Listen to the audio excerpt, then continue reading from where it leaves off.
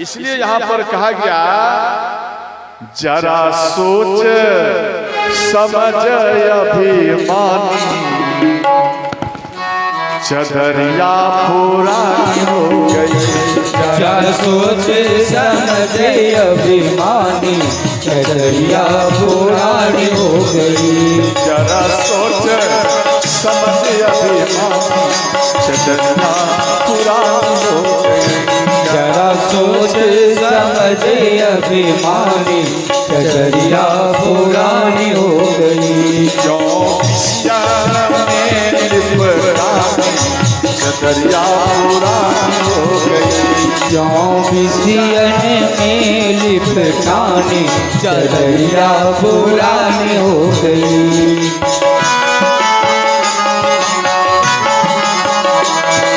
जय हो।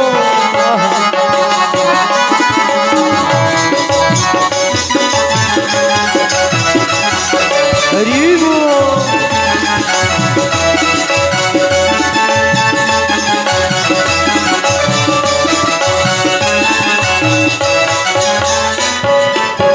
हिंदू हो के बकरा काटे। हिंदू हो के बकरा काटे। हिंदू हो के बकरा काटे। हिंदू हो के बकरा काटे। बकरा काटे बकरा काटे। बकरा काटे हाँ बकरा काटे। हिंदू हो के बकरा काटे। हिंदू हो के बकरा काटे। आप ही काटे आप ही काटे आप ही खाए। क्या सही बात है? सही बात है गलत है? आप ही काटे आप ही खाए। आप ही काटे आप ही खाए। और दोष लगाए महारानी चदरिया पुरानी हो गई। और दोष लगाए महारानी चदरिया पुरानी हो गई। जरा सोच समझ अभिमानी चदरिया पुरानी हो गई। जरा सोच समझ अभिमानी चदरिया पुरानी हो गई। जय हो। दोनों हाथों से मीठी मीठी ताली बजाते हैं। जय जय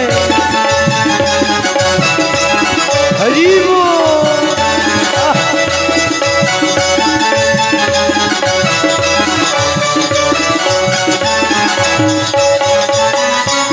ध्यान देना।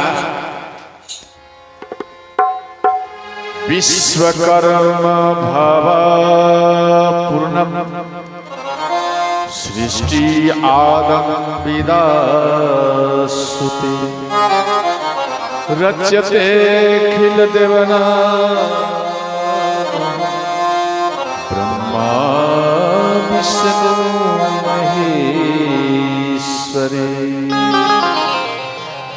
ये प्रथम श्लोक विश्वकर्मा पुराण का दिया गया। अर्थात तो विश्वकर्मा भगवान शिव जी का कृपा, विष्णु भगवान का कृपा और ब्रह्मा जी की कृपा से प्रत्येक मनुष्य को बनाना प्रारंभ किया। और मस्तक में किसको क्या लिखना है वो ब्रह्मा जी का काम। तो अंत में ये प्रथम कल्प की कथा और दूसरे कल्प की कथा।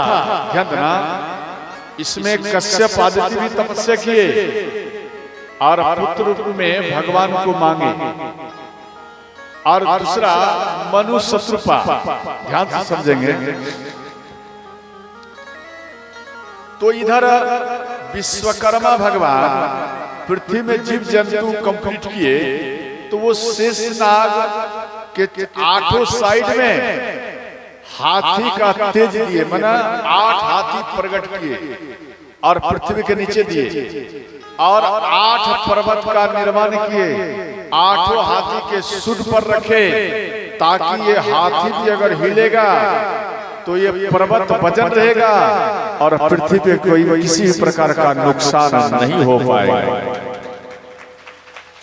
इसलिए यहाँ पर विश्वकर्मा भगवान, और एक बार ब्रह्मा जी जब सृष्टि को ये ब्रह्मा जी रचने लगे, विश्वकर्मा भगवान मिलकर, तो ये कम होता था, विकसित कम हुए, जीव जंतु में कम बढ़े। तो मन में सोचे ब्रह्मा जी ये सृष्टि कैसे बढ़ेगा, तो ब्रह्मा जी अपने शरीर को 2 भाग किए, 2 भाग। जैसे ही 2 भाग किए तो एक भाग वाम भाग में मां शत्रुपा प्रकट हुई और दाया भाग में मनु महाराज प्रकट हुए। और इसके बाद ब्रह्मा जी दोनों अंग एक हो गए। जब दोनों अंग एक हो गए तो इसके बाद ब्रह्मा जी बोले आप दोनों विवाह करो। तो वहां पर दोनों को विवाह के गांठ में बांध दिया गया। जब दोनों विवाह में आए, जैसे ब्राह्मण संत ब्राह्मण अगर किसी पूजा में पाठ में आपको बैठाते हैं तो सबसे पहले पति पत्नी को गांठ में बांध कर बैठाते थे। क्यों? इसलिए आप अकेले बैठेंगे तो ये पुरुषों का स्वभाव है कि उसका मन स्त्री की ओर जाना, और स्त्री का स्वभाव है जे पुरुष की ओर जाना। इस कारण से दोनों का मन इधर उधर ना जाए, इसलिए दोनों को जोड़ा बनाकर और वो पूजा में बैठा दिया जाता है। तभी पूजा ब्राह्मण देवता कराते हैं श्रोता। और इसी प्रकार से मनु और शत्रुपा प्रथम स्त्री पुरुष है। पुरुष थे परंतु ऋषि केवल थे, परंतु स्त्री प्रथम मां शत्रुपा है। और मां शत्रुपा और मनु महाराज ये नैमिषारण्य में आकर तपस्या की। तो जब नैमिषारण्य में 100 वर्ष तक तपस्या किए तो नारायण भगवान प्रकट हुए। तो नारायण भगवान मां लक्ष्मी दोनों आए। तो श्री मनु महाराज भगवान कहते हैं मनु महाराज को, आप कुछ वर मांगो। तो मनु महाराज कहते हैं भगवान आपके जैसा हमें पुत्र चाहिए। तो नारायण भगवान बोले हम अपने जैसा पुत्र कहां ढूंढूंगा, इसलिए पुत्र के रूप में हम स्वयं ही आपके दरबार में प्रकट हो जाऊंगा। और इधर मां लक्ष्मी नारायण भगवान के कान में कहती हैं कि भगवान मां शत्रुपा अर्थात शत्रुपा और मनु ये दोनों आपका तपस्या किया, आपसे वर मांगे, आप हमें क्यों बुलाए, साथ में हमको क्यों लेकर आए। ये बात मां शत्रुपा सुन ली। मां शत्रुपा बोलती हैं हे माता लक्ष्मी आपसे कुछ वर मांगना चाहती हूं। तो मां लक्ष्मी तुरंत खुश हो गई। तो मां लक्ष्मी बोली मांगो क्या चाहिए। तो मां शत्रुपा बोली कि हे माता आप हमें पुत्र वधू के रूप में चाहिए। पुत्र वधू के रूप में, पुत्री के रूप में नहीं। आप पुत्र वधू के रूप में हमारे घर में आए। जन्म आपको चाहे जहां लेना आप लीजिए, परंतु पुत्र वधू के रूप में आए। श्री मां लक्ष्मी बोली तथास्तु। इसके बाद श्री भगवान नारायण अपने मस्तक से अयोध्या प्रकट किए। और वो अयोध्या मनु महाराज को दिए, बोले आप इसको लीजिए और आप जाकर पृथ्वी में स्थापित करिए। तो अयोध्या को लाकर आपका उत्तर प्रदेश, जो अभी अयोध्या जान रहे हैं, उन जगह में अयोध्या को स्थापित किए और वहां पर मनु महाराज श्रोता और राज्य करने लगे। तो ध्यान देना, तो मनु महाराज के 5 संतान हुए। प्रथम 5 संतान, 5 में से 3 बेटी हुई और 2 बेटा। ध्यान समझना है, 3 बेटी और 2 बेटा। 2 बेटा, एक बेटा का नाम है प्रियव्रत और दूसरा बेटा का नाम है उत्तानपाद, जिसका ध्रुव पुत्र हुए। समझ गए? और बेटी का नाम हुआ देवहूति, आकृति और प्रसूति। देवहूति का विवाह कर्दम ऋषि से और आकृति का विवाह रुचि प्रजापति से विवाह हुआ। और प्रसूति का विवाह श्री दक्ष प्रजापति के साथ में हुए। समझ गए? और इसी में ध्यान देना, देवहूति और कर्दम ऋषि से 10 संतान हुए। 10 संतान में 9 कन्या हुए, 1 बेटा हुआ। 1 बेटा का नाम हुआ भगवान नारायण का 5वां अवतार कपिल भगवान। बोलो कपिल भगवान की जय हो। और 9 जो पुत्रियां हुई, एक का नाम है काला, जो ब्रह्मा जी के बेटा मारीच के साथ में विवाह हुआ। मारीची के साथ में विवाह हुए। और उस वंश में भगवान राम, और उसी वंश में नेमी महाराज आए, जो जनक महाराज प्रकट हुए। समझ गए? ये आगे कथा सुनेंगे। और उसी वंश में महाराज दशरथ जी भी आए। और दूसरी बेटी है अनुसुईया, जो ब्रह्मा के बेटा अत्रि मुनि के साथ में विवाह हुआ। और तीसरी बेटी है श्रद्धा, जो ब्रह्मा के अंगिरा ऋषि के साथ में विवाह हुआ। और चौथा है हरिभूर्व, जो पुलस्त ऋषि, ब्रह्मा के बेटा पुलस्त ऋषि के साथ में विवाह हुआ, जिस वंश में कि रावण आए। समझ गए? रावण, विश्रवा, ये सब आए। और 5वां है गति, ब्रह्मा के बेटा पुलह, उनके साथ में ये गति का विवाह हुआ। इसके बाद 6ठा में है क्रिया, जो क्रतु ऋषि, ब्रह्मा के बेटा क्रतु ऋषि के साथ में विवाह हुआ। और 7वां है ऊर्जा, अर्थात अरुंधति, जो ब्रह्मा के बेटा गुरु वशिष्ठ के साथ में इनका विवाह हुआ। और 8वां में है चित्ती, अर्थवान ऋषि के साथ में, ब्रह्मा के बेटा अर्थवान, उनके साथ में इन दोनों का विवाह हुआ। और 9वां में है ख्याति, ये भृगु ऋषि के साथ में विवाह हुआ। अर्थात जितना ऋषि 9 हम बताए, जितना कन्याएं, ये सब कन्याएं खास बहन है, और ये सब ऋषि खास भाई है, और ये सब आपस में दोनों सारू हैं श्रोताओं। तो इसके बाद ध्यान देना, तो एक कल्प में वृंदा और जलंधर की कथा है। वृंदा पतिव्रता स्त्री थी और जलंधर बहुत दुष्ट थे। सारा देवता को परास्त कर दिया और सब हार जाते थे। तो इस सारा देवता शिव जी के पास में गए। भगवान भोलेनाथ जलंधर से युद्ध करने के लिए आए, तो भगवान भोलेनाथ भी हार गए। हारने का क्या कारण है बताओ? मुख्य कारण है वृंदा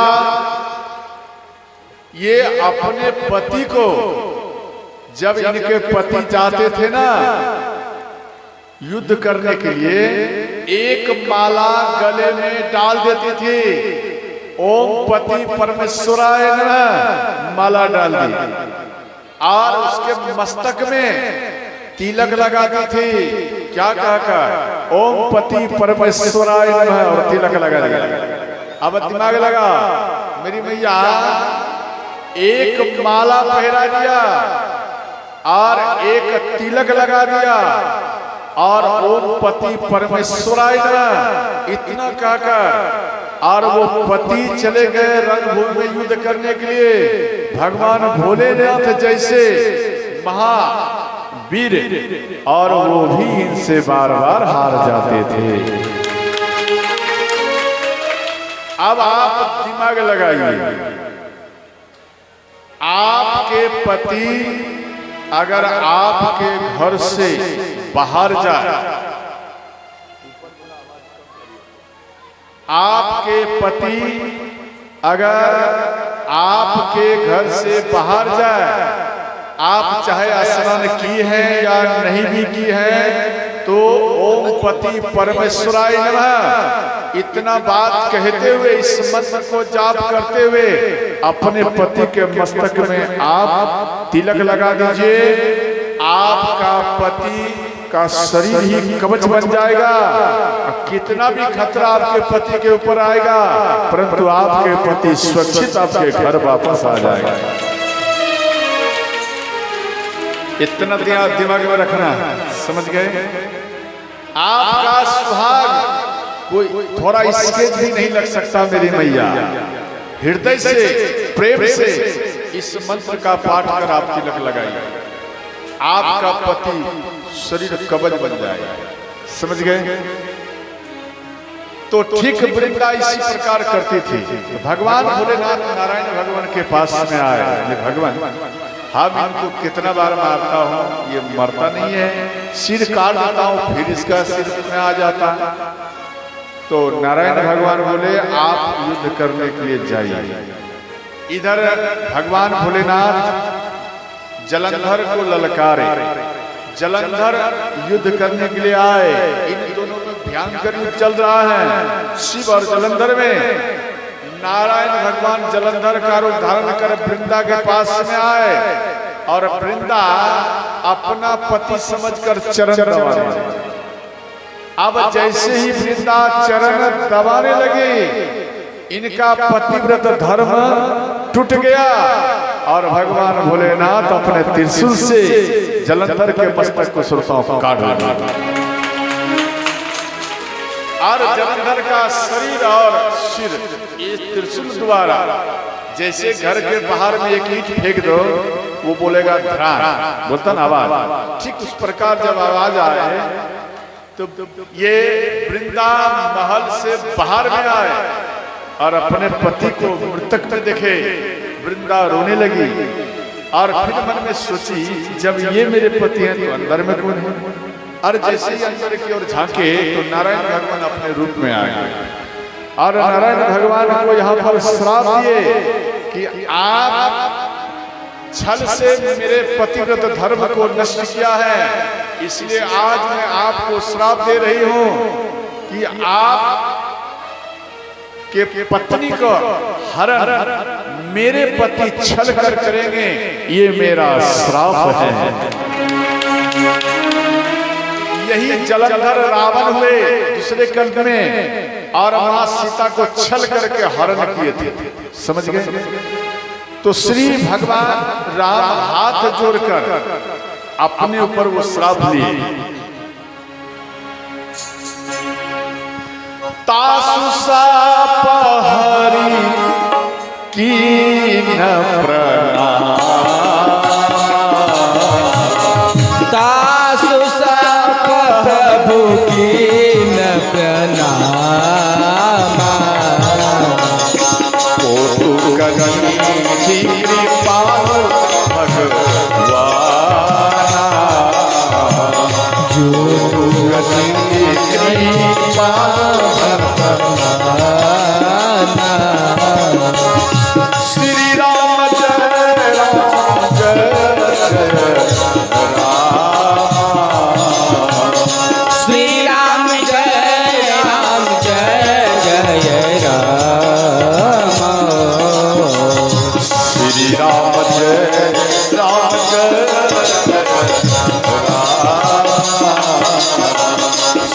राम जय राम जय जय राम। हर हर महादेव।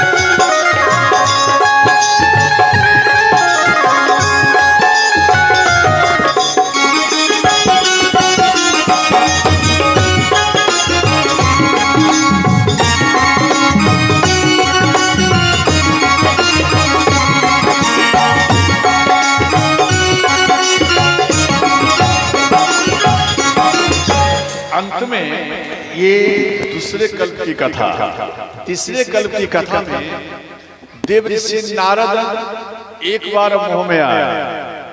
तो मोह में जब आए तो इनको देखकर शिव जी के दो गण हंस दिए। तो शिव जी के दोनों गण का नाम था रिट्टी और तुंडी। जब हंस दिए तो यहाँ पर श्राप दिए कि राक्षस योनि में चला जाए। तो वही रावण और कुंभकर्ण हुए। और ये जब वियोग में आए तो नारायण भगवान के सामने विश्वमोनि के लेकर प्रकट हो गए। तो विश्वमोनि को देखकर इनके अंदर में क्रोध आया और अंत में नारायण भगवान को श्राप दिए कि हम जिस प्रकार स्त्री के वियोग में रो रहा हूं और उसी प्रकार आप भी स्त्री के वियोग में रोएंगे, ये मेरा श्राप है। और भगवान हाथ जोड़कर वो श्राप लिए और इधर भगवान नारायण माया को हटा दिए। जब माया को हटा दिए तो देव ऋषि नारद होश में आए। देव ऋषि नारद कहते हैं भगवान हम बहुत बड़ा गलती किया। बोले आपने क्या गलती किया? बोले भगवान हम आपको श्राप दे दिया, यहाँ पर बहुत बड़ा हम गलती किया, इसलिए जो हम श्राप दिया वो मिथ्या हो जाए, मना वो श्राप आपको नहीं लगे, अर्थात आपको श्राप ना लगे।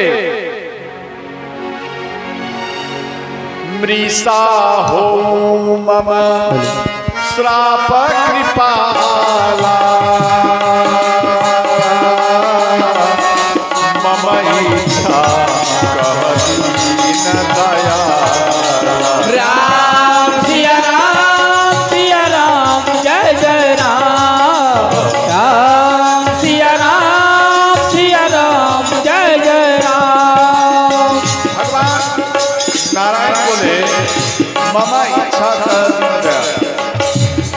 देव ऋषि नारद ये मेरा ही इच्छा था। तो देव ऋषि नारद बोले भगवान मेरे ऊपर जो ये दोष लगा है ये दोष कैसे मिटेगा?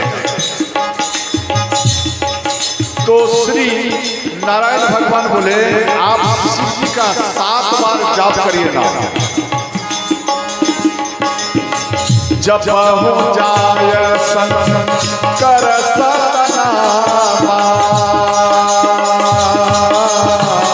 होय हृदय तुरत विश्रामा। राम सिया राम जय जय राम।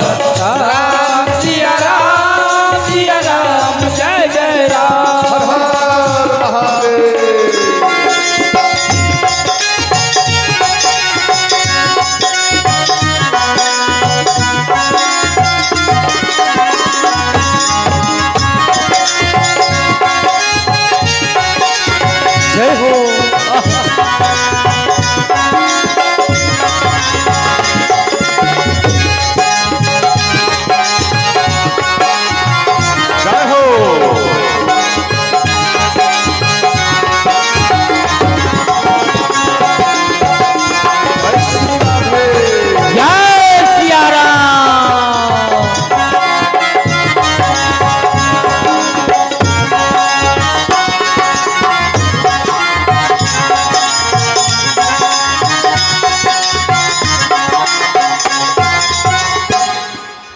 इसके बाद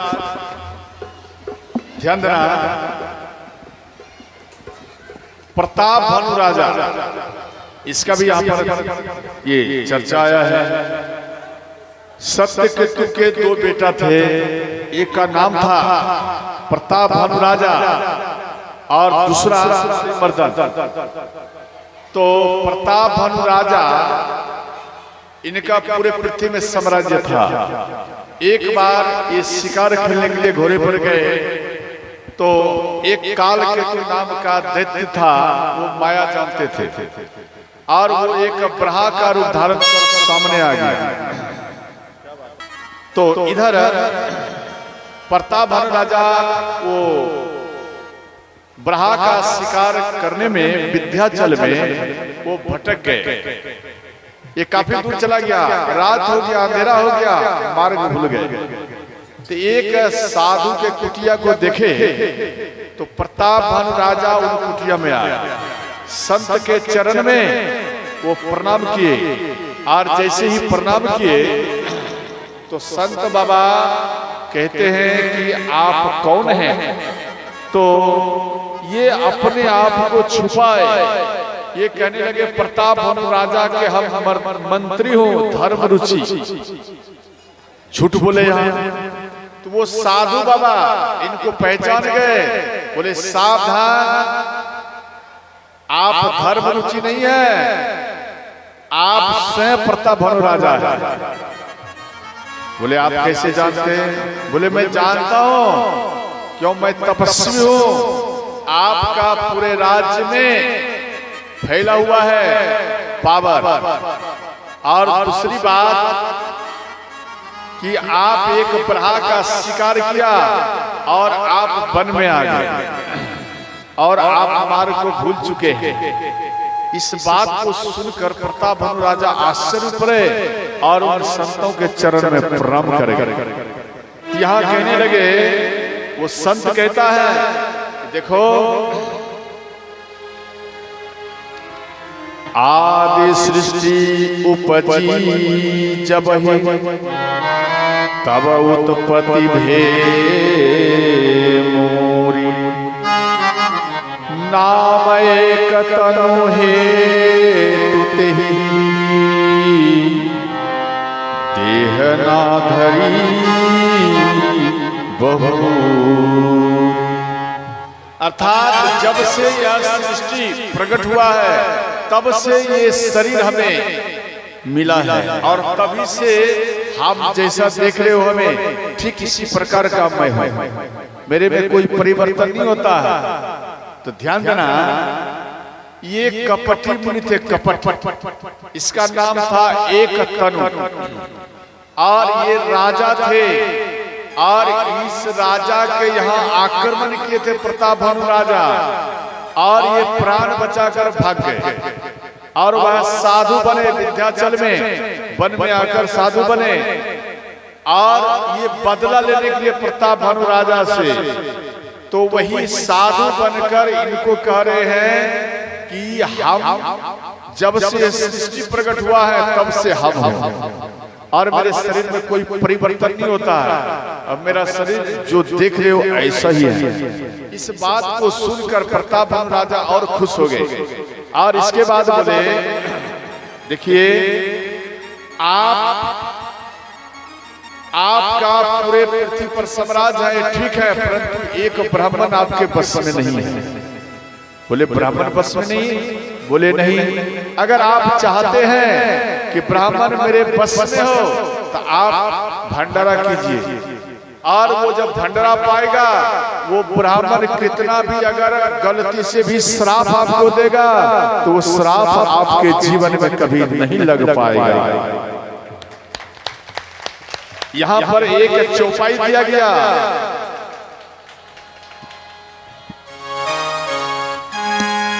विप्र श्राप बिनु सुनो वही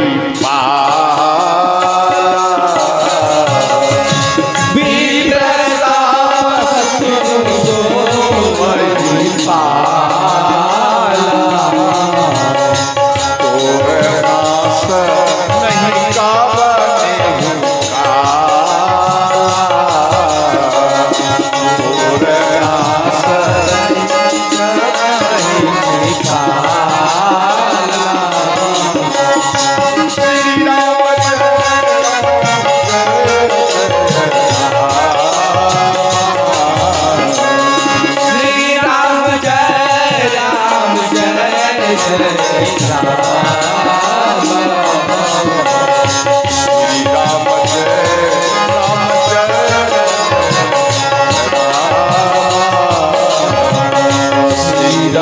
जय राम जय जय राम। हर हर महादेव। जय हो। दोनों हाथों से मीठी मीठी ताली बजाते हुए